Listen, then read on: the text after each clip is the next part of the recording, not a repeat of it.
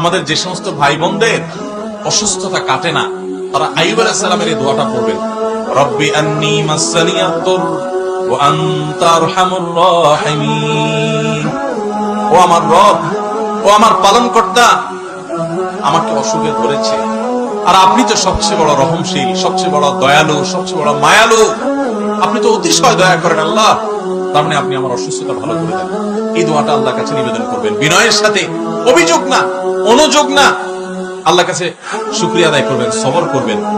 রব্বি আন্নী মাসসানিয়াদ-দুর ওয়া আনতা আরহামুর রাহিমিন। আমাদের যে সমস্ত ভাই বোনদের অসুস্থতা কাটে না, তারা আইয়ুব আলাইহিস সালামের এই দোয়াটা পড়বেন, রব্বি আন্নী মাসসানিয়াদ-দুর ওয়া আনতা আরহামুর রাহিমিন। ও আমার রব, ও আমার পালনকর্তা, আমাকে অসুখে ধরেছে, আর আপনি তো সবচেয়ে